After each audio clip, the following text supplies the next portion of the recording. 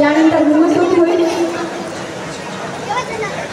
दिव्य प्रभरत्न तू साधुवर दान तू अद्यकुलभूषण तू भीमराजा अद्यकुलभूषण तू भीमराजा अद्यकुलभूषण तू भीमराजा सकल विद्यापती ज्ञान सकल संगती सकल विद्यापती